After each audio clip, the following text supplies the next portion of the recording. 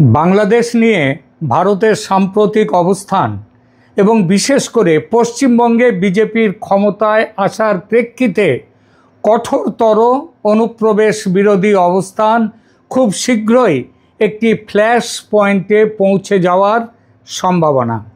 Israel যেভাবে গাজায় ব্যবস্থা নিয়েছে, বাংলাদেশে ভারতের ব্যবস্থা গ্রহণ সেই পথে হবে, এই বলে শুভেন্দু অধিকারী যে হুমকি দিয়েছেন সেটাকে কেবলমাত্র কথার কথা বা ফাঁকা বুলি হিসেবে ধরলে ভুল হবে বলে আমি মনে করি। পশ্চিমবঙ্গের রাজ্যবাসীর কাছে বাংলাদেশ থেকে মুসলিম অনুপ্রবেশ সমস্যা নিয়ে বিক্ষোভ একেবারে চূড়ান্ত জায়গায় পৌঁছেছে। সরকার সেদিকে নজর দিতে বাধ্য, আর এটা করতে গেলে দুদেশের সম্পর্ক চরমে পৌঁছতে পারে। বাড়তি উত্তেজনার কারণ বাংলাদেশের বিএনপি সরকারের চীন এবং পাকিস্তানের সঙ্গে ঘনিষ্ঠতা। এই প্রেক্ষিতে যুদ্ধের দামামা বাজছে কি না, কিংবা কতটা কাছে সেই দামামা চলে এসেছে, এই নিয়ে এখনকার প্রতিবেদন। নমস্কার, ক্যালকাটা ডায়ালগস থেকে মনোজ দাস বলছি। বাংলাদেশকে ঘিরে ভারতের সাম্প্রতিক অবস্থানকে এখন আর সাধারণ কূটনৈতিক অস্বস্তি বলে উড়িয়ে দেওয়ার সুযোগ নেই। পরিস্থিতি দ্রুত এমন এক পর্যায়ে যাচ্ছে যেখানে সীমান্ত, অনুপ্রবেশ, রাজনৈতিক ভাষ্য এবং আঞ্চলিক শক্তির সমীকরণ সব মিলিয়ে একটা সম্ভাব্য ফ্ল্যাশ পয়েন্ট তৈরি হচ্ছে। এই পরিবর্তনের সবচেয়ে বড় পটভূমি বর্তমানে পশ্চিমবঙ্গ।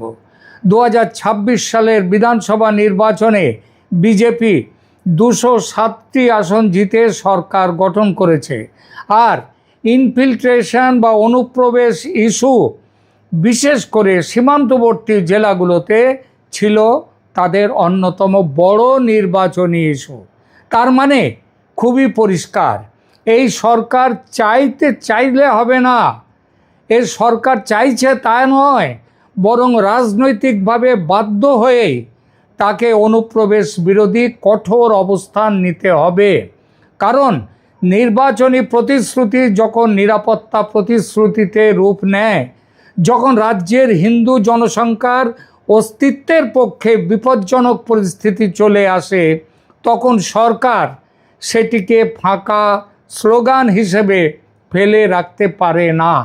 আর পশ্চিমবঙ্গে বিজেপির জন্য বাংলাদেশ সীমান্ত প্রশ্ন এখন শুধু প্রশাসনিক ইস্যু নয়, এটি তাদের ক্ষমতার নৈতিক ভিত্তির অংশ। আমরা দেখেছি সরকার গঠনের পর সীমান্তে বেড়া দেওয়ার কাজ ত্বরান্বিত করতে শুভেন্দু অধিকারীর বিজেপি সরকার 45 দিনের মধ্যে বিএসএফকে জমি হস্তান্তরের কথা বলেছে এবং কাজ শুরু হয়ে গেছে। এই একটি সিদ্ধান্তই বলে দেয় যে নতুন সরকার সীমান্ত প্রশ্নকে নীতিগত অগ্রাধিকার হিসেবে দেখছে এবং বাংলাদেশ সীমান্তকে তারা এখন নিরাপত্তা রাজনীতির কেন্দ্রীয় একটা অক্ষ বানাতে চাইছে। এখন প্রশ্ন হচ্ছে, এই কঠোরতা কোথায় গিয়ে থামবে? ভারতের পররাষ্ট্র মন্ত্রণালয় 7ই মের ব্রিফিংয়ে বলেছে তাদের দৃষ্টিতে অবৈধ বাংলাদেশিদের ফেরত পাঠানোর বিষয়টি ইল্লিগাল বাংলাদেশিজ রিপ্যাট্রিয়েশনের প্রশ্ন। কোনো শরণার্থী যা ওই বাংলাদেশের সংসদে ওই তাদের আক্তার হোসেন পচাডিন যে কথাটা বলেছিলেন সেটা নয়। শরণার্থী নয়, এরা ইল্লিগাল বাংলাদেশি, ভারতে এসছে অবৈধভাবে, তাদেরকে ফেরত পাঠানো, এবং সেটা আইন প্রক্রিয়া এবং বিদ্যমান দ্বিপাক্ষিক ব্যবস্থার মধ্যে দিয়ে করা হবে, এ কথা বলেছে ভারতের পররাষ্ট্র দপ্তর 7ই মের প্রেস ব্রিফিংয়ে। একই ব্রিফিংয়ে যদিও ভারত আরও বলেছে, আইনি পথের কথা বলছি বটে, কিন্তু গত 5 বছর ধরে, অর্থাৎ শেখ হাসিনার আমলে পাঠানো 2860টির বেশি ন্যাশনালিটি ভেরিফিকেশান প্রশ্নের উত্তর আজও পাঠায়নি বাংলাদেশ সরকার। অর্থাৎ বাংলাদেশ সরকার মেনে নেয়নি যে এরা তাদের দেশের অধিবাসী। এখনও সেই প্রশ্ন বাংলাদেশের কাছে ঝুলে আছে। এই কথাটা কেন বলল ভারতের পররাষ্ট্রমন্ত্রক? কারণ ইঙ্গিত পরিষ্কার, যদি 5 বছর ধরে বাংলাদেশ ঝুলিয়ে রাখে এরকম মামলা, তাহলে আইনের পথে যাওয়া কথাটি অর্থহীন। তখন রাস্তা একটাই, অবৈধদের জোর করে ফেরত পাঠাও, পুশ ব্যাক করো, কিংবা পরিস্থিতি এমন তৈরি করো যাতে এই অবৈধরা নিজেরাই বাংলাদেশে পালাতে বাধ্য হয়। যেমন গোপনে এসেছিল তেমন গোপনে চলে যাক। অর্থাৎ দিল্লির সরকারি ভাষা আপাত দৃষ্টিতে প্রশাসনিক, কিন্তু তার রাজনৈতিক তাৎপর্য গভীর। কারণ যখন একটি রাষ্ট্র বলে যে অবৈধ অনুপ্রবেশকারীদের ফেরত পাঠানো হবে এবং সেটি দীর্ঘদিনের ঝুলে থাকা যাচাই প্রক্রিয়ার দোহাই দিয়ে বলা হয়, তখন বোঝা যায় রাষ্ট্র কেবল আইনি প্রক্রিয়ার মধ্যে থাকবে না, রাষ্ট্র বার্তা দিচ্ছে তাদের জোর করে পাঠানো হবে। আর সেই প্রস্তুতি নিচ্ছে ভারত সরকার ইতিমধ্যেই। এই জায়গায় পশ্চিমবঙ্গের বিজেপি সরকার এবং দিল্লির অবস্থান একে অপরকে শক্তিশালী করছে, যেটা মমতার আমলে ছিল না। কলকাতার রাজনৈতিক ভাষা বলছে সীমান্তে কড়াকড়ি চাই, দিল্লির কূটনৈতিক ভাষা বলছে এটা আইনি প্রত্যাবাসনের প্রশ্ন, তবে আইনি পথ যে বিলম্ব ঘটনার পথ সেটাও পরিষ্কার বলে দিচ্ছে। দুই ভাষার মধ্যে শব্দের পার্থক্য আছে, কিন্তু লক্ষ্যগত দূরত্ব খুব বেশি নেই। আর এখানেই শুভেন্দু অধিকারীর বক্তব্যকে হালকাভাবে নেওয়া ঠিক হবে না। একটি প্রতিবেদনে বলা হয়েছে তিনি বাংলাদেশকে গাজায় ইসরায়েল যেভাবে শিক্ষা দিয়েছে সেরকম শিক্ষা দেওয়ার মতো ভাষা ব্যবহার করেছেন। এই ধরনের বক্তব্যকে অনেকে হয়তো অতিরঞ্জিত রাজনৈতিক নাটক বলবেন, কিন্তু বাস্তবতা হলো এটি সীমান্ত রাজনীতিকে অবশ্যম্ভাবী সামরিক হস্তক্ষেপের দিকে ঠেলে দিচ্ছে। অবশ্য এটাও মনে রাখা জরুরি যে ভারতের সংবিধান অনুযায়ী প্রতিরক্ষা, যুদ্ধ, আন্তর্জাতিক সম্পর্ক এবং সশস্ত্র বাহিনী সেগুলো কেন্দ্রীয় সরকারের অধীন। কোনো রাজ্য সরকার একা যুদ্ধ ঘোষণা করতে পারে না। সীমান্ত ব্যবস্থাপনাও কেন্দ্রীয় স্বরাষ্ট্র মন্ত্রণালয়ের আওতায় এবং বিএসএফ কেন্দ্রের নিয়ন্ত্রণাধীন বাহিনী। সুতরাং শুভেন্দুর ভাষা সরাসরি যুদ্ধ পরিকল্পনা নয়, কিন্তু সেটা কেন্দ্রীয় সরকারকে হার্ড লাইনে ঠেলে দিতে যথেষ্ট। এবং যুদ্ধ সদৃশ মনস্তত্ত্ব গঠনের রাজনৈতিক ভাষা তৈরি করে যে দিচ্ছে শুভেন্দুর এই কথা বলাই যায়। এবং অনেক সময় ইতিহাসে সবচেয়ে বিপজ্জনক মোড়টি কিন্তু এখানেই তৈরি হয়, এভাবেই তৈরি হয়। যুদ্ধ শুরু হওয়ার অনেক আগে জনমনে যুদ্ধের মানসিকতা তৈরি হয়, প্রতিবেশী রাষ্ট্রকে নিরাপত্তা ঝুঁকি হিসেবে প্রতিষ্ঠা করা হয়। আর সেই প্রতিষ্ঠার মধ্যে বাস্তবতা থাকলে তো কথাই নেই, তাহলে তো সোনায় সোহাগা। মানুষের ভেতরে এই ধারণা ঢোকানো হয় যে কঠোরতা ছাড়া আর কোনো পথ খোলা নেই। পশ্চিমবঙ্গের বর্তমান রাজনৈতিক আবহে বাংলাদেশকে ঘিরে ঠিক এই মনস্তাত্ত্বিক প্রস্তুতির উপাদানগুলো একে একে জমা হচ্ছে। আর বাংলাদেশের এক বড় রাজনৈতিক শ্রেণীর মানুষের তীব্র ভারত বিরোধী ও হিন্দু বিরোধী হুঙ্কার এবং বিএনপি সরকারের সেই হুঙ্কারে মৌন মদত দেয়া, এই ব্যাপারে ভারতের জনমনকে আরও বিদ্বেষপূর্ণ করে তুলছে বাংলাদেশের প্রতি। তবে এখানে একটি সতর্কতা দরকার। পশ্চিমবঙ্গের সব মানুষ যুদ্ধ চায় বা সবাই বাংলাদেশকে শিক্ষা দিতে প্রস্তুত, এভাবে বললে বিশ্লেষণ দুর্বল হয়ে যায়। তবে বলা যায় অন্তত এই নির্বাচনে বিজেপির এই দাবির সপক্ষে পশ্চিমবঙ্গের মানুষ যেভাবে বিজেপির পাশে এসে দাঁড়িয়েছে, তাতে বলা যায় অধিকাংশ মানুষ পশ্চিমবঙ্গের তারা বাংলাদেশকে শিক্ষা দিতে প্রস্তুত, যুদ্ধের জন্য প্রস্তুত। যদিও এই বিশ্লেষণ দুর্বল, তবু সঠিক কথা হলো অনুপ্রবেশ প্রশ্নে পশ্চিমবঙ্গের এবং ভারতের উদ্বেগ, ক্ষোভ ও পরিচয় ভিত্তিক রাজনীতি, অর্থাৎ ধর্মীয় পরিচয় ভিত্তিক রাজনীতি, এই তিনটিকে বিজেপি সফলভাবে বড়সড় একটা জন ইস্যুতে পরিণত করেছে, বিশেষ করে সীমান্ত ঘেঁষা আসনগুলোতে তো বটেই। এই রাজনৈতিক আবহই সরকারকে আরও কঠোর লাইনে যেতে উৎসাহিত করছে। বাংলাদেশের জন্য ঝুঁকি আরও বাড়ে যখন সীমান্ত প্রশ্নের সঙ্গে মতাদর্শগত উত্তেজনা যুক্ত হয়। ভারত আগেই বাংলাদেশে extremist religious and political rhetoric, অর্থাৎ ধর্মীয় এবং রাজনৈতিক, সেটা উগ্রপন্থী উস্কানিমূলক বক্তব্য এবং বাংলাদেশের সংখ্যালঘু হিন্দুদের, সংখ্যালঘু সম্প্রদায়ের নিরাপত্তা নিয়ে উদ্বেগ জানিয়েছে বারবার। ভারত বারবার আরও বলেছে বাংলাদেশের কিছু এক্সট্রিমিস্ট এলিমেন্টস ভারত বিরোধী ফলস ন্যারেটিভ তৈরির চেষ্টা করছে, আর বর্তমানের বিএনপি সরকার সেই চেষ্টাকে, সেই ন্যারেটিভকে চেপে দেওয়ার বদলে তাদেরকে উস্কানি দিয়ে চলেছে। অর্থাৎ দিল্লির চোখে সমস্যা শুধু অবৈধ অনুপ্রবেশ নয়, সমস্যা হচ্ছে সীমান্তের ওপারে কী রকম রাজনৈতিক পরিবেশ তৈরি হচ্ছে সেটা। ভারতীয় নীতি নির্ধারকদের মধ্যে এই ধারণা আরও শক্তিশালী হচ্ছে দিন দিন যে বাংলাদেশে ভারত বিরোধী বক্তব্য বাড়ছে, হিন্দু বিরোধী মানসিকতা বাড়ছে, আর সেখানকার সরকার সেটিকে যথেষ্টভাবে নিয়ন্ত্রণ করতে পারছে না বা ইচ্ছা করেই করছে না। তাহলে সীমান্তে সেজন্যই কঠোরতার জন্য ভারতের রাজনৈতিক ও কূটনৈতিক যুক্তি আরও শক্তিশালী হবে। এই জায়গায় বাংলাদেশের অভ্যন্তরীণ রাজনীতির দিকটি গুরুত্বপূর্ণ, কারণ দিল্লি সবসময় একটি কথাই বলে এসেছে, বাংলাদেশে অন্তর্ভুক্তিমূলক সেখানে রাজনৈতিক পরিবেশ আসুক, আওয়ামী লীগ ফিরে আসুক। কিন্তু আওয়ামী লীগকে ফিরে আসা নয়, তাকে আরও বিসর্জন দেওয়ার ব্যবস্থা করেছে বিএনপি সরকার।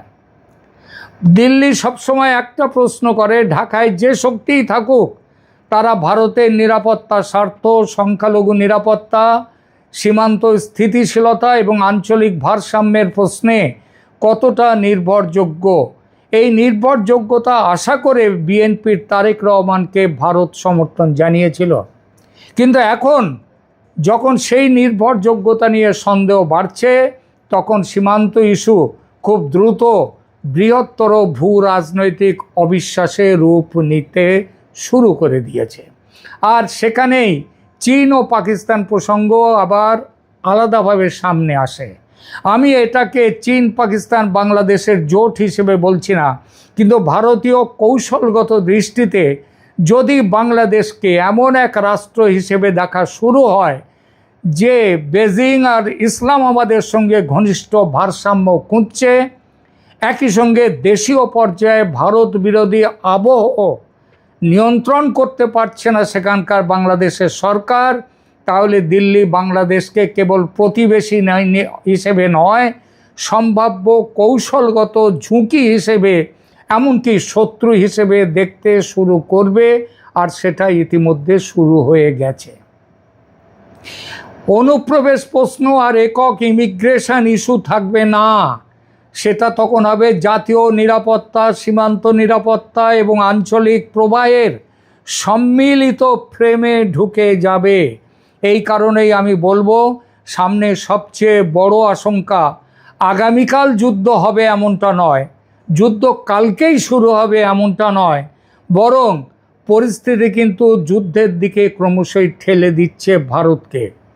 সীমান্তে বেড়া দেয়া, অনুপ্রবেশকারীদের চিহ্নিত করা, তাদের ফেরত পাঠানোয় হার্ড লাইন অবলম্বন করা, দরকার হলে পুশব্যাক করো, পাল্টা কূটনৈতিক প্রতিবাদকে অস্বীকার করো, জনমত উত্তেজনা, রাজনৈতিক হুঁশিয়ারি, এই সবগুলো মিলে এমন এক অবস্থা তৈরি হচ্ছে যেখানে একটা ছোট ঘটনা দ্রুত বড় সংকটে রূপ নিতে পারে এবং সেই পথে এগোচ্ছে।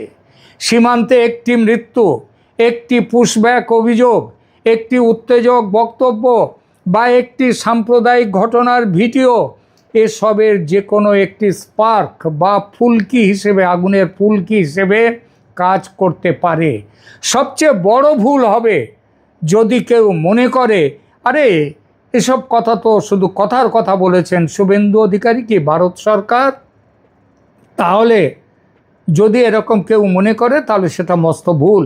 কারণ রাজনীতিতে কথা কখনো শুধুই কথা থাকে না, কথা জনমত তৈরি করে, কথা প্রশাসনিক পদক্ষেপের নৈতিকতা বানায়, কথা কূটনৈতিক সংঘাতের প্রস্তুতি নেয়। আর যখন ক্ষমতায় থাকা মানুষ কথার মাধ্যমে শত্রু, হুমকি, শিক্ষা, প্রতিশোধ, মানে শিক্ষা দেয়া, প্রতিশোধ নেয়া, এই শব্দগুলোকে যখন স্বাভাবিক করে তোলে, তখন সেই ভাষা একসময় নীতি হিসেবে রূপ নেয়। তাই শুভেন্দু অধিকারীর বক্তব্যকে ইসরায়েল যেমন করেছে গাজাকে, তেমন করে দেওয়া হবে বাংলাদেশকে, এই কথাকে আক্ষরিক সামরিক নকশা হিসেবে দেখবেন না, বরং সেই নকশা হিসেবে না দেখে রাজনৈতিক সতর্কতা বার্তা হিসেবে দেখাই বেশি যুক্ত। কারণ তার পেছনে আছে নির্বাচনী ম্যান্ডেট, সীমান্ত উদ্বেগ, বিপুল সংখ্যক বাংলাদেশি অনুপ্রবেশকারীর ভারতে অবস্থান এবং তাদেরকে পুশব্যাক করার জন্য কঠোরতার ঘোষণা, এবং এ ব্যাপারে দিল্লির ক্রমশ দৃঢ়তর অবস্থান। এই সব জিনিস একসঙ্গে থাকলে আগুন লাগার জন্যে সবসময় বিস্ফোরণের দরকার হয় না।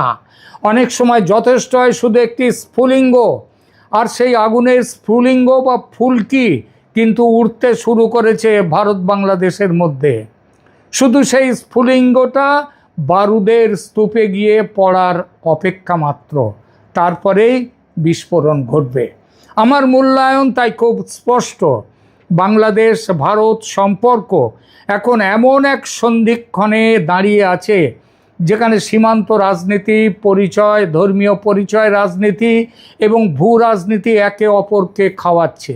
পশ্চিমবঙ্গে বিজেপি সরকারের কঠোর অনুপ্রবেশ বিরোধী অবস্থান, বাংলাদেশে ভারত বিরোধী উগ্র বক্তব্যের প্রসার এবং পারস্পরিক সন্দেহ, এই তিনটি যখন একসঙ্গেই বাড়ছে তখন ফ্ল্যাশ পয়েন্ট তৈরি হওয়া সময়ের ব্যাপার মাত্র। আর সেই ফ্ল্যাশ পয়েন্ট তৈরি হলে তা শুধু সীমান্তে উত্তেজনা নয়, দুই দেশের সম্পর্ককে যুদ্ধের দিকে ঠেলে দেবেই। তবে সেটা কালকেই যে হবে তা নয়, তবে দূরেও নয়, এগিয়ে আসছে, দ্রুত এগিয়ে আসছে। একের পর এক আঘাত বাংলাদেশের ওপরে। এক তো বর্ডার নিয়ে, সেটা নিয়ে সন্ধ্যাবেলা বলবো। এখন আবার একটা আঘাত এসছে, সেটা হচ্ছে গরু পাচার বন্ধ। বিরোধী দলে যখন বিজেপি ছিল তখন বারবার এই গরু পাচার নিয়ে রাজ্যের ওপরে তোপ দেখেছিল। এখন নিজেরা ক্ষমতায় এসে প্রথম বৈঠকেই স্থির হয়ে গেছে সমস্ত রকমের গরু পাচার সব বন্ধ করা হবে, যতদিন দাম পর্যন্ত এই কাঁটাতারের বেড়া দেওয়া হচ্ছে। তো কাঁটাতারের বেড়া কিভাবে হবে না হবে, কি প্রসঙ্গে হবে, কোথা দিয়ে কতটা হবে, কত কিলোমিটার বাকি আছে, কোন জায়গায় কোন জায়গায়, সব ডিটেল আমি আপনাদের বলবো সন্ধেবেলার ভিডিওতে। এবং সেখানে বাংলাদেশের মানে যে সমস্ত আছে, মানে হুমায়ুন কবির যিনি আছেন, তিনি যে বক্তব্য দিয়েছেন তার প্রেক্ষিতে শুভেন্দু অধিকারী কি বলেছেন তাও আমি আপনাদের বলবো। এখন আমি আসি গরু পাচার রুখতে নির্দেশ পুলিশকে। এই দেখুন, যত রকমের গরু পাচার ছিল হতো সব গরু পাচার বন্ধ। বিরোধী দলে থাকার সময় বারবার রাজ্যে বেআইনি গরু পাচার নিয়ে সরব ছিল বিজেপি। গরু পাচারের তদন্তে নেবে সিবিআই, ইডির একাধিক তৃণমূল নেতাকে অভিযুক্ত হিসেবেও উল্লেখ করেছে। পালা বদলের পরে এবার গরু পাচার রুখতে পদক্ষেপ করল প্রশাসন। সূত্রের খবর, গরু পাচার রুখতে পুলিশ সুপার এবং পুলিশ কমিশনারদের নির্দেশ দিয়েছে রাজ্য পুলিশের সদর দপ্তর ভবানী ভবন। রবিবার নির্দেশ পাঠিয়ে বলা হয়েছে গরু পাচার যাতে না হয় তা নিশ্চিত করতে হবে, গরু কেনা বেচার বেআইনি হাটও বন্ধ করতে হবে। পুলিশের একাংশ বলছে পাচার বা বেআইনি হাট যে নিষিদ্ধ তা পুলিশের পদস্থ কর্তারা ভালো করেই জানেন, কিন্তু রাজ্যের পরিবর্তিত রাজনৈতিক পরিস্থিতিতে ভবানী ভবন এই নির্দেশ বিশেষ তাৎপর্যপূর্ণ। আগে আগে কিন্তু ভবানী ভবন কিন্তু কখনো বলেনি, তৃণমূলের আমলে ভবানী ভবন কখনো বলেনি। পুলিশের খবর, গরু পাচার যথাযথ আইনি পদক্ষেপ করতে বলা হয়েছে। শুধুমাত্র লাইসেন্সপ্রাপ্ত গবাদি পশুর হাট যাতে খোলা থাকে তা নিশ্চিত করতে বলা হয়েছে ভবানী ভবনকে। সূত্রের খবর, উত্তর 24 পরগনা, মালদহ, মুর্শিদাবাদের মতো বাংলাদেশের সীমান্তবর্তী জেলা নিয়ে গরু পাচারের অভিযোগ বেশি। ওই জেলাগুলিতে পাশাপাশি বীরভূম সহ কিছু বেআইনি গরুর কেনাবেচার হাট বিরোধীরা বারবারই অভিযোগ করে এসছেন, যেগুলো তুলে দিতে হবে। পুলিশের একাংশ ওর সঙ্গে যুক্ত ছিল। ওই পুলিশ কর্মীদের পূর্বতন শাসক দলের সঙ্গে সংস্রবের অভিযোগও উঠেছে। কেন্দ্রীয় তদন্তকারী সংস্থাগুলি ওই পুলিশ অফিসারদের একাধিকবার জিজ্ঞাসাবাদও করেছে। পুলিশকে একাংশ বলেছে ওই অভিযুক্ত পুলিশ অফিসারদের বিরুদ্ধে এবার প্রশাসন পদক্ষেপ করবে, অর্থাৎ সেগুলো সাসপেন্ডেড হবে। পুলিশের খবর, রবিবার ওই নির্দেশের পরই এসপি এবং কমিশনারদের অফিস থেকে থানাগুলিকে এই ব্যাপারে যথাযথ পদক্ষেপে নির্দেশ দেওয়া হয়েছে। বলা হয়েছে যে রাতে জাতীয় সড়কে নজরদারি বাড়াতে হবে। আচ্ছা, বলা হয়েছে যে রাতে জাতীয় সড়কে নজরদারি বাড়াতে হবে। মূলত রাতেই গরু বোঝাই ট্রাক যাতায়াত করে, তাই এ ব্যাপারে কড়াকড়ি করতে হবে। গবাদি পশু নিয়ে যাওয়া গাড়িগুলিকে নিয়মমাফিক তল্লাশি এবং নথি পরীক্ষা করতে বলা হয়েছে। সেই নির্দেশিকা মেনে রবিবার রাত থেকেই যাতে পাচারকারীরা ছাড় না পায় সে ব্যাপারে নজরদারি আরও করা হয়েছে। তবে পুলিশের একাংশ মনে করিয়ে দিচ্ছে, অতীতে কোনো নির্দেশ এলে গোড়ার দিকে তা কড়াকড়ি থাকতো, পরে তা শিথিল হয়ে বিভিন্ন অবৈধ কাজ ছাড়া পেয়ে যেত। এবারে তার পুনরাবৃত্তি হয় কিনা সেটা দেখা যাক। এটা হচ্ছে পুলিশের বক্তব্য। এখন শুভেন্দু অধিকারীর বক্তব্য আগে বলি। শুভেন্দু অধিকারী পরিষ্কার বলে দিয়েছে যে নিয়মটা হচ্ছে সেই নিয়মটা বরাবরের জন্য হচ্ছে আগামী নির্বাচন পর্যন্ত, যতক্ষণ নতুন সরকার গঠিত হয়ে আসে। নিয়মের কোনো ব্যত্যয় হবে না। যেগুলো বলা হচ্ছে, যে নির্দেশিকা পাঠানো হচ্ছে, তার কোনো পুনর্বিবেচনা করা হবে না। এইবার এখানে কিছু গরুর মাংস বিক্রি হয় আমাদের এখানে, সেগুলো নিয়ে চিন্তা ভাবনা করা হচ্ছে। তাকে প্রশ্ন করা হলে তিনি বলেন যে পশ্চিমবঙ্গে তো অনেক গরুর মাংস বিক্রি হয়।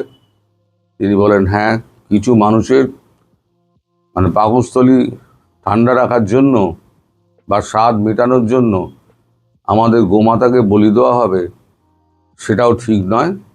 আমরা এ ব্যাপারে খুব শীঘ্রই সিদ্ধান্ত নেব। আপাতত গরু পাচার বন্ধের দিকে আমরা নির্দেশ দিচ্ছি। এখন এই গরু পাচার নিয়ে বহু বিতর্ক রয়েছে। বহু তৃণমূল নেতা নেত্রী এবং পুলিশ এর সঙ্গে জড়িত। জিজ্ঞাসাবাদ হয়েছে।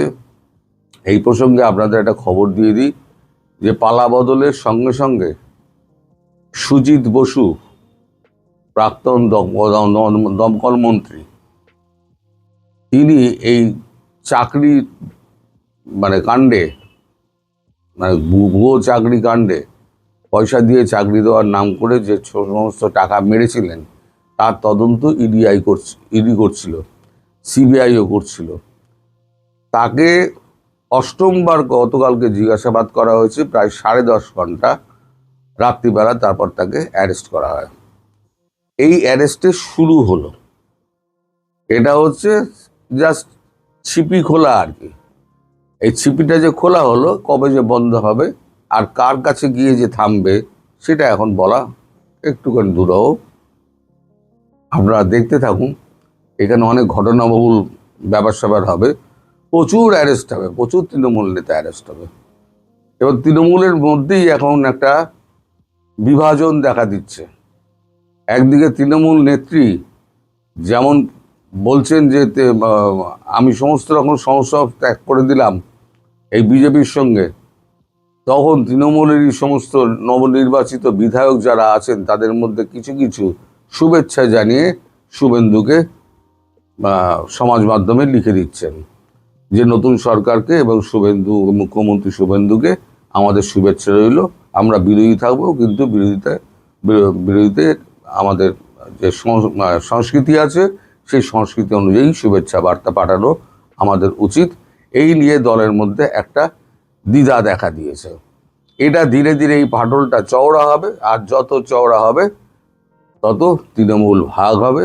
আলটিমেটলি দেখা যাবে যে তৃণমূলের, আমি যেটা বলেছিলাম, শুধু তৃণমূলের মমতা বন্দ্যোপাধ্যায়, অভিষেক বন্দ্যোপাধ্যায় ছাড়া আর কেউ তৃণমূলে থাকবে না, সব বেরিয়ে চলে যাবে। হয়তো দেখা যাবে যে নব তৃণমূল বা কচি তৃণমূল বা অন্য কিছুভাবে তৃণমূলের একটা আলাদা দলও হতে পারে। 7টা বিধায়ক মিলে সই করে দিলেই তো একটা নতুন দল হয়ে যাবে। আমাদের যে নিয়ম অনুযায়ী 7 জন বিধায়ক লাগে তার এক নতুন দল করতে গেলে, তাহলে ইলেকশন কমিশনে চলে যাবে 7টা বিধায়ক মিলে। এখনই তো যা দেখছি গোটা 5 তো অলরেডি তো বেশিরও গাড়ি তারা মুড়ে দিয়েছে। যাই হোক, আমি আবার গরুতে ফিরি। এটা একেবারে দুঃসংবাদের মতো আছড়ে পড়লো বাংলাদেশের উপরে। কারণ বাংলাদেশ ভারতের গরুর ওপরে নির্ভর করে, তাদের নিজস্ব খামার রয়েছে। এতে তারা বলবেন আমাদের অর্থনৈতিক উন্নতি হবে, অমুক হবে তমুক হবে, কিন্তু যে গরুর মাংসের যে দাম এখন আপনাদের ওখানে রয়েছে এমনিতেই তো চড়া, তার মানে এই দুর্মূল্যের বাজারে এই গরুর মাংস কোন জায়গায় গিয়ে দাঁড়াবে। আবার সামনে আপনাদের ঈদ ফিদ রয়েছে, সেখানে কিন্তু আপনাদের একটু কষ্ট হবে। তো যাই হোক, এখন খবর তো খবরই, আমার পরিবেশন করার দায়িত্ব, আমি পরিবেশন করলাম। এবার ভালো মন্দের চিন্তা তো দর্শকের ওপর, দর্শকরাই ঠিক করবেন যে আমি ঠিক বলছি না ভুল বলছি, না তাদের প্রতি অনেক ক্ষতি হচ্ছে না লাভ হচ্ছে, বা তারা এটা চান বা না চান, কি ব্যাপার। তবে ঘটনার ঘনঘটা আরও ঘটবে, বাংলাদেশের ওপরে একের পর এক আঘাত আসতে শুরু করবে। কিন্তু এ শুরু হলো, আর সীমান্ত আটকানো, তারপর গরু পাচার, এইবার হচ্ছে খাদ্য পানি বন্ধ, বিদ্যুৎ বন্ধ, সমস্ত বন্ধ। কালকে ভারতের বিক্রম মিশ্রি পররাষ্ট্র সচিব দেখা করে নাই। এইটাই হলো বাপের বেটা প্রাইম মিনিস্টার। আগে বাপের বেটা হন, বড় কথা বলেন। আপনারা শুভেন্দু অধিকারী নিয়ে পড়ে আছেন, 2 দিন পরে দেখবো আপনার আরো লেভেল নিচে নেমে গেছেন। বাংলাদেশ একটা সার্বভৌম দেশ, আমরা কথা বলে ভারতের প্রধানমন্ত্রী তারা তো আসলে নিজের জায়গা থেকে বলছেন। যখন সাংবাদিকরা প্রশ্ন করছে যে পশ্চিমবঙ্গে বিজেপি সরকার গঠন করায় কোনো ধরনের প্রতিক্রিয়া করবে কিনা, অথবা শুভেন্দু অধিকারী যখন বললেন গতকালই তিনি সাংবাদিক সম্মেলনে বললেন যে বাংলাদেশ ভারত সীমান্তে যেগুলো এখনো অরক্ষিত অবস্থা আছে সেখানে ফেন্সিং এর ব্যবস্থা করা হবে, কাঁটাতারের দ্বারা যাওয়া হবে। তো এবং সীমান্ত হত্যা কয়েকদিন আগেও হয়েছে, সেই সব জায়গা থেকে হুমায়ুন কবিররা এই ধরনের মন্তব্য করছেন যে আমরা বসে থাকবো না, চোখে চোখে বলতে হবে। আপনার একটা বাড়িতে আপনি দেয়াল দিচ্ছেন নিরাপত্তার জন্য। ধরুন আমি আপনার প্রতিবেশী, আমি তো আপত্তি করব না। আপনার বাড়িতে দেয়াল, আপনি 60 ফুট উঁচা দেয়াল দেন। আমার যদি চুরি করার ইচ্ছা থাকে তাহলে আমি খুব মাইন্ড করবো, অবজেকশন দেবো। হুমায়ুন কবির এই কথাগুলো বলে বুঝাচ্ছেন কাঁটাতারের বেড়ায় আমাদের বিরাট ক্ষতি হয়ে যাচ্ছে। কোনো ক্ষতি হবে না, ভারত সারা সীমান্ত জুড়ে কাঁটাতারের বেড়া দিয়ে দেখ, আমাদের জন্য আরো ভালো। তখন আমরা আমাদের দেশের অনেক জিনিস ওখানে চলাচল হয়ে যাবে না। আমরা আরেকটা দেশ তার সীমানা প্রাচীর দিবে, আমরা বলবো আমরা কাঁটাতারের বেলা ভয় পাই না। তার মানে কি আপনার কি গরু চুরির উদ্দেশ্য আছে? আপনার কি গরু পাচারের উদ্দেশ্য আছে? না কোন উদ্দেশ্য আছে? আপনি ভয় পাবেন কেন? আপনারা যে এইগুলা কথা বলেন, বাংলাদেশকে অসম্মানিত করতেছেন, বাংলাদেশকে বিশ্বের বুকে হাস্যকর করতেছেন। আর এই সমস্ত লোকজন কোথা থেকে ধরে নিয়ে আসে, এক একটাকে পররাষ্ট্র উপদেষ্টা, আরেকটাকে বানাইছে মিডিয়া উপদেষ্টা, তারপরে কি জানি কৌশলবিদ, কি বলে না বলে, এইগুলো বলে আমাদের দেশের সম্মান নষ্ট হচ্ছে। এটা কি প্রধানমন্ত্রী বুঝেন? প্রধানমন্ত্রী বুঝতে হবে যে ওনার চারপাশে যে লোকজন, এরাই তো ওনাকে ডুবাই দিচ্ছে। কথাবার্তা তো হিসেব করে বলতে হবে। গতকালকে সাখাওয়াত হোসেন বকুল সাহেব স্বাস্থ্যমন্ত্রী বলে দিল আমের মৃত্যুর জন্য শেখ হাসিনা দায়ী। অদ্ভুত কথাবার্তা। শেখ হাসিনা দায়ী, আমের মৃত্যুর জন্য ইউনুসের নাম নেওয়া যাবে না। এই যে এক একটা মন্ত্রী এক একটা কথা, তারপরে এই সমস্ত কোথাকার কোন উপদেশকে ধরে নিয়ে আসছে, এরা যা ইচ্ছে তা বলে। এদের কথাবার্তার কারণে আমাদের দেশ তো দীর্ঘমেয়াদী বিপদে পড়বে ভাই। অলরেডি আমরা বিপদে আছি। মার্কিন যুক্তরাষ্ট্র আমাদেরকে এখন শুষে খাবে, আমাদের বুকের উপর চেপে বসছে। আমাদেরকে এখন এখান থেকে বের হতে হলে চায়নার সঙ্গে ফ্রেন্ডশিপ করতে হবে, আমাদেরকে এটা থেকে বের হতে হলে রাশিয়ার সাথে ফ্রেন্ডশিপ করতে হবে। কিন্তু ইন্ডিয়ার আশায় বসে থাকলে হবে না। আমি যখন একটি সার্বভৌম রাষ্ট্রের একজন নেতা হিসেবে আমার পায়ের উপর শক্ত করে দাঁড়িয়ে যাব, সবাই আমার কাছে মাথা নত করবে। ভারত কি মাইন্ড করবে না বেইজিং চায়না কি মাইন্ড করবে, এত মাইন্ড করে আমার দেখার দরকার নাই। ন্যাশনাল ইন্টারেস্ট দেখেন, ন্যাশনাল ইন্টারেস্ট দেখতে হলে সবার আগে আমেরিকার সঙ্গে যে গোলামি চুক্তিটা করছেন, আমেরিকার সঙ্গে যে গোলামি চুক্তিটা করছেন সেইটা বাতিল করেন, অফিসিয়ালি এটা ক্যান্সেল করেন। দেখেন এটা ডোনাল্ড ট্রাম্প আপনাদের কিচ্ছু করতে পারবে না। আপনারা যখন আমেরিকার এই ডোনাল্ড ট্রাম্পের চুক্তি বাতিল করবেন, বাংলাদেশের পিছনে এসে ইরান দাঁড়াবে, বাংলাদেশের পিছনে এসে রাশিয়া দাঁড়াবে, চায়না দাঁড়াবে, ভারতও দাঁড়াবে। আমাদেরকে কিছু ব্যাটাগিরি দেখাইতে হবে ভাই। কেন মনে হচ্ছে যে আমেরিকা ফার্স্ট এই নীতি অবলম্বন করছে বিএনপি সরকার? যে চুক্তিটা হয়েছে নিঃসন্দেহে সেটি গোলামি চুক্তি, আমি এর সঙ্গে নিজেও একমত। কিন্তু কেন আমেরিকাকে প্রায়োরিটি দিচ্ছে আমাদের প্রতিবেশী রাষ্ট্র? আমেরিকাকে প্রায়োরিটি দিবে না, আমেরিকা ওদেরকে ক্ষমতায় আনছে। আমেরিকার কাছে আমি আপনার প্রোগ্রামেই মনে আগে বলেছিলাম, দাসখত দিয়ে ক্ষমতায় আসছে, দাসখত দিয়ে যে ক্ষমতা আসছে আমেরিকা। আমি তো বললাম যে হুমায়ুন কবিরকে যে আপনাকে আমি ধন্যবাদ দিব, অভিনন্দন জানাবো, বলেন ডোনাল্ড ট্রাম্পের এই গোলামি চুক্তি মানি না, ডোনাল্ড ট্রাম্পকে মানি না, দেখি আপনি কত বড় বাপের বেটা, একটু বলেন, আমরাও শুনতে চাই। তারপরে ইউনুসের কথাটা বলেন যে ইউনুস হামে লোক মারছে, ইউনুস বাংলাদেশে লুটপাট করছে, ইউনুসের নাম বলতেই ভয় পান। আর ডোনাল্ড ট্রাম্প তো বহুত দূর পাইছেন ঘরের কাছে একটা শুভেন্দু অধিকারী আর কাঁটাতারের বেড়া, ওই সুযোগ পাইলেই এটাকে ধরবেন, কারণ ওইটাতে ভারত তো মাইন্ড করে না। ভারত মনে করে আমরা শুভেন্দু অধিকারীর সাথে ঝগড়া করছি, আমি শুভেন্দু অধিকারী ঝগড়া করবো কেন? ওই শুভেন্দু অধিকারী, আমরা ইন্ডিয়ার সাথে, ইন্ডিয়ার প্রাইম মিনিস্টার সাথে ইন্টারেক্ট করবো, আমরা সার্বভৌম রাষ্ট্র, আমরা তো ভারতের কোনো অঙ্গরাজ্য না বা কারোই অঙ্গরাজ্য না। আমি একটা বিষয়ে একটু আলোচনা করি যেটি এখনো পর্যন্ত কোথাও আলোচনা হয়েছে বলে আমার মনে হচ্ছে না, যদিও সেটিকে আসলে কতটা গুরুত্ব দেব সেটি আমার প্রশ্ন। সেটি হচ্ছে যে আরাকান আর্মির ধর্মীয় গুরু ভ্যানিউ কুন্দালা, তিনি তার ফেসবুক পেজে একটি স্ট্যাটাস দিয়েছেন যেখানে একটি ম্যাপ সংযোজন করেছেন, যে ম্যাপের মধ্যে দেখা যাচ্ছে যে তারা যে স্বাধীন রাজ্য গঠন করতে চায় তার মধ্যে চট্টগ্রাম অংশ। এটিকে খুব বেশি গুরুত্ব দেওয়ার কিছু আছে, অথবা এর পেছনের উদ্দেশ্যটা আসলে কি? দেখুন, এই যে ম্যাপটার কথা আপনি বললেন, যেটা ওই প্রশ্ন কারণ হচ্ছে আপনি নিজেও আপনার ফেসবুক প্রোফাইলে এটি আপলোড করেছেন, তার স্ট্যাটাসটি আপনি শেয়ার করেছেন। আমি ফেসবুকেও দিয়েছি, টুইটারও দিয়েছি। এই ভ্যানিউ কুন্ডালা কিন্তু কোনো সাধারণ মানুষ না। এই ভ্যানিউ কুন্ডালা হলো আরাকান আর্মির ধর্মগুরু এবং সে থাকে আমেরিকাতে, এবং তার ফেসবুকে আপনি জানেন লক্ষ লক্ষ ফলোয়ার। তো সে কিন্তু একটা জিনিস যেটা বলেছে, আমি এটা আবার আপনাকে দেখাই। সে বলেছে চট্টগ্রামের ম্যাপটা দিয়ে, মানে ওর আরাকান রাজ্য বলে 1784 মানে 1784 থেকে এখন, তার মানে কি 1784 থেকে এখন পর্যন্ত এই চট্টগ্রামটা আরাকান রাজ্য। এইটা তো এই আরাকান আর্মি যে চট্টগ্রাম দখল করবে, এটার তো চেষ্টা Khalilur Rahman, high representative of Rohingya, বহু চেষ্টা করছে করিডোর খুলে দেওয়ার জন্য। ইউনুস যে স্টারলিংক নিয়ে আসছে বাংলাদেশে, কাদের জন্য? Arakan army. তো বাংলাদেশে তো কয়টা ঘরে স্টারলিং আছে? তো এই যে আরাকান আর্মিকে তো বিএনপিও তো এর করে করতে চাইছিল এবং ভবিষ্যতে করবেও। তো আরাকান আর্মি যেটা আমেরিকার মদত পুষ্ট, ওটা তো হারতেছে, মার খাচ্ছে এখন, তো মায়ের খাচ্ছে এবং আরো মার খাবে। কিন্তু আরাকান আর্মিকে যদি আমরা সেই করিডোরটা দিয়ে দিতাম, আমাদের কি অবস্থা হতো? এখন তো তারা চট্টগ্রাম জেলাকে দাবি করে। তাহলে ওই যে ইউনুস বলছিল, পান্না ভাই আপনার মনে আছে 2025-এ রোহিঙ্গাদেরকে যে আগামী ঈদ তোমরা নিজের দেশে করবা, ওই দুর্বৃত্ত ফ্যাসিস্ট ইউনুস জানতো যে চট্টগ্রামটাই আরাকানের অংশ হয়ে যাবে, এখন তো ওরা নিজের দেশেই করলো। বলে এগুলো কুটিল ষড়যন্ত্র বাংলাদেশকে নিয়ে। আমি বুঝতেছি না যে বিএনপির মধ্যে তো দেশপ্রেমিক 2-4 জন লোক আছেন যারা আত্মা বিক্রি করেন নাই, মাথাও বিক্রি করেন নাই, ওনারা কথা বলেন না কেন? নাকি বিএনপি সিদ্ধান্তই নিয়ে নিয়েছে যে যেই বাংলাদেশ 17 বছর হাসিনাকে বসায় রাখছিল, এখন ওই যে শেখ হাসিনা একবার নির্বাচনের আগে 91 বলছিল না বিবিসি কে যে আমি বাঙালি জাতির উপর প্রতিশোধ নিতে চাই, তাহলে কি বিএনপি এখন আমাদের উপর প্রতিশোধ নিচ্ছে যে 17 বছর কেন হাসিনা ছিল? আরাকান আর্মি নিয়ে মানে আরাকান আর্মি আমাদের চট্টগ্রামকে তাদের ম্যাপের মধ্যে অন্তর্ভুক্ত করার যে বিষয়টি সেটি আপনি শেয়ার করেছেন, আপনি যথেষ্ট গুরুত্ব দিয়েছেন।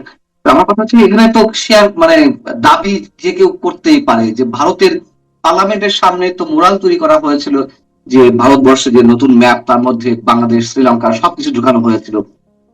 বাংলাদেশ থেকে খুব বেশি আপত্তি করা হয়নি, মৃদু আপত্তি করা হয়েছিল, এই বিষয়গুলো এরকম ছিল। এখন তাদের তো একটা ফর্মাল জায়গা থেকে সেটি তারা করেছে, ফর্মাল একটা প্রতিবাদের জায়গা ছিল বাংলাদেশের ক্ষেত্রে।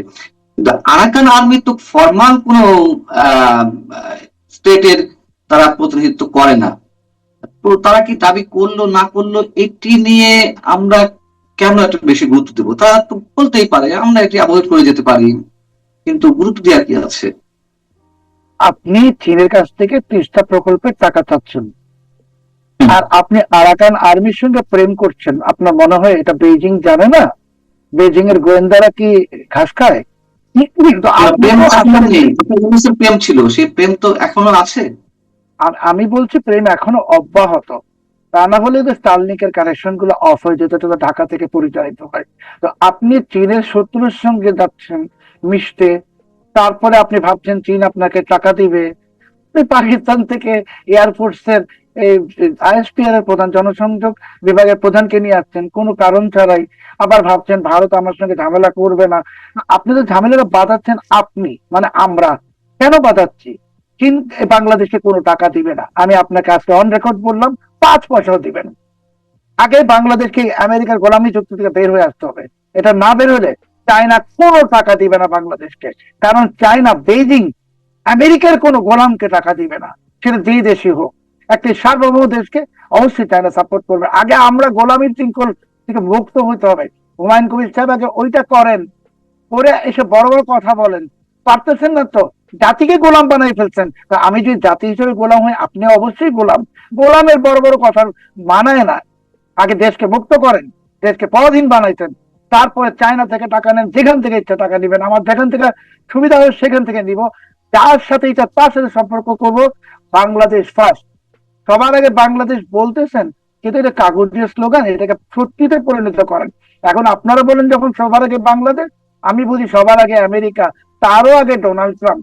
মানে এইগুলা ভণ্ডামি বাদ দেন, মানুষ বুঝে। আপনাদের ভণ্ডামি সবকিছু মানুষ বুঝতেছে, আপনারাই বুঝতেছেন না যে আপনাদের পায়ের নিচ থেকে ক্রমশ মাটি সরে যাচ্ছে। আপনাদের শত্রু প্রবল হচ্ছে, শক্তিশালী হচ্ছে, আপনারাই শত্রু নতুন নতুন তৈরি করছেন। আর বাংলাদেশের যে 6-7 কোটি মানুষ যাদেরকে আপনারা মৃত অথবা নিহত ধরে ফেলছেন, তো ওই 5-6 কোটি মানুষ তো মরে নাই, জীবিতই আছে। আর এরা কিন্তু মানুষ, এদেরও কিন্তু ঘরে হামের শিশু আছে আক্রান্ত। এরা, এদের ঘরেও কিন্তু খাদ্য সংকট হবে হলে। কাজে এত সহজ মনে করেন না। আজকে আপনি বলছেন যে চীন সংসদে 1 বসে, টাকাও দিবে না? জি জি, বলুন। আপনি চীন বলছেন যে 5 চীন পয়সাও 1 দিবে না, টাকাও দিবে না গোলামি চুক্তি থেকে বেরিয়ে না এলে? 5 পয়সাও দিবে না। 1 টাকা বলি নাই, 5 পয়সাও কিন্তু দিবে না। চীনের তো এখানে স্বার্থ রয়েছে, চীনের তো এখানে স্বার্থ রয়েছে। এখানে তারা যদি তিস্তা বহুমুখী প্রকল্পে অর্থ দিয়ে তারা শুরু থেকেই আগ্রহী, এবং সেটা যদি হয় তারা বেল্ট অ্যান্ড রোড ইনিশিয়েটিভ সেটির সাথে চীনের ইউনান প্রদেশের সঙ্গে ভারতের সাথে করিডোরটা তৈরি করতে পারবে, যোগাযোগ ব্যবস্থা সবকিছু করতে পারবে, ভারতের উপরে, হ্যাঁ ভারতের উপর নজরদারিটাও বাড়াতে পারবে। এটা চীনের যে সত্য যে এজেন্ডা, সেই কারণেই তো ভারত বাধা দিচ্ছে এই প্রজেক্টে। তারা নিজেরাও অর্থায়ন করতে চায়, যদিও সেটা নিয়ে কোনো ভবিষ্যৎ নেই। তাহলে চীন কেন এই প্রজেক্টে টাকা দিবে না? আপনি গোলামি চুক্তির কথা বলছেন, কিন্তু চীনের সাথে তো এখানে রয়েছে। চীন এই কারণেই টাকা দিবে না।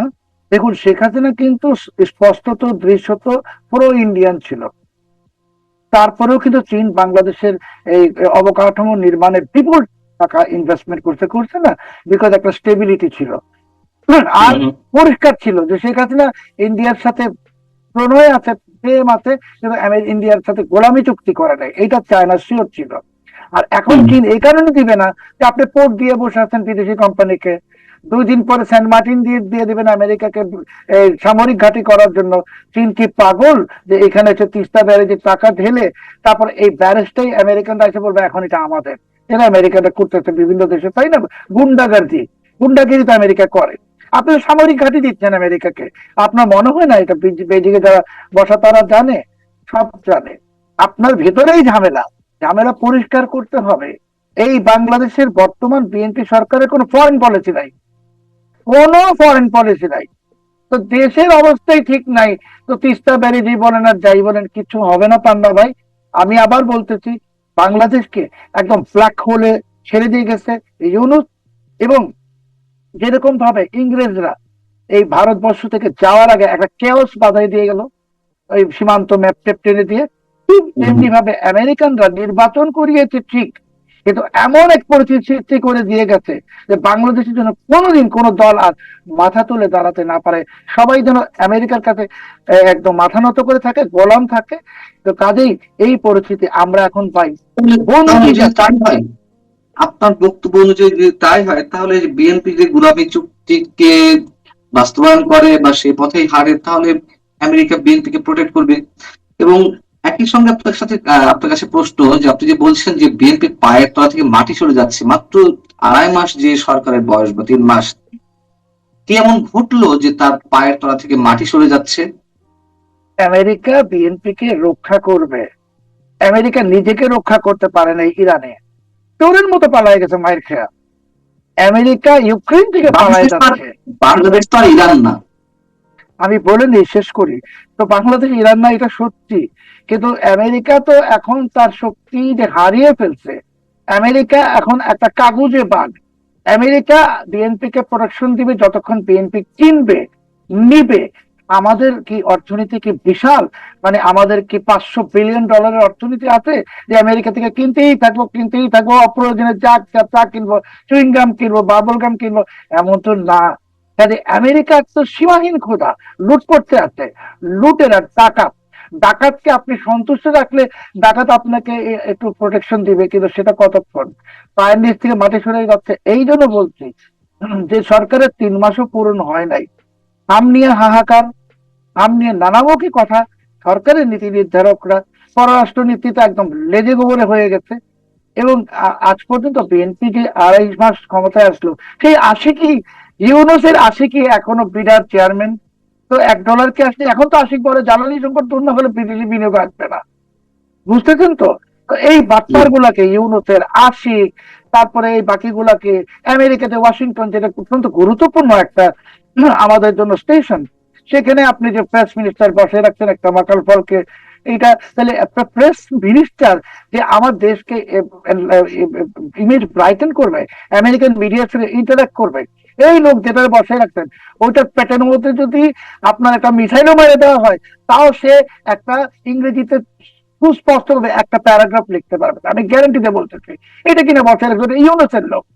বিএনপি সরকার কি আসলে আছে? তো ইউনূস। আপনি দেখেন ওই জামাকার ফল, তারপরে এই আশিক, তারপরে এই খলিলুর রহমান, তারপরে এই আসাদুজ্জামান, সবাই তো ইউনূসের লোক। বিএনপির লোকটা কোথায়? যারা বিএনপির লোক আছে ওরা তো দেখতেছেন কি করতেছে। কাজেই ভাই আমাদের দেশের সামনে খারাপই আছে, কষ্ট আছে, বিপদ আছে। বিএনপি বুঝতেছে না। আমি আবার বলতেছি, বিএনপির পা নিচ থেকে মাটি সরে যাচ্ছে। লাস্ট কথা বলি, কেন পাকিস্তান চাচ্ছে বাংলাদেশকে ইউজ করে ভারতের সঙ্গে একটা যুদ্ধ বাধাই দিতে, যাতে ভারত বাংলাদেশে হামলাটা করে, পাকিস্তানে না করে। এবং সেই যুদ্ধের দিকে কিন্তু বাংলাদেশকে এগিয়ে নিচ্ছে পাকিস্তান। এবং হঠাৎ করে দেখবেন যে ভারতে পাকিস্তান হামলা করবে বাংলাদেশের মাটি থেকে। আমি বললাম আপনাকে আজকে, তারপরে 71-এ তো আমাদেরকে প্রতিশোধ নিতে পারেনি, ওরা পালাই গেছিল পাকিস্তান। 71-এর প্রতিশোধটা নিয়ে আমাদের দেশটাকে একটা গোরস্থান বানিয়ে দিয়ে পাকিস্তানিরাও চলে যাবে, এবং বিএনপি সেই চাপেই পা দিয়ে দিবে। বুঝতে পারছি আমরা একটা জটিল সমীকরণের মধ্যে আটকে যাচ্ছি।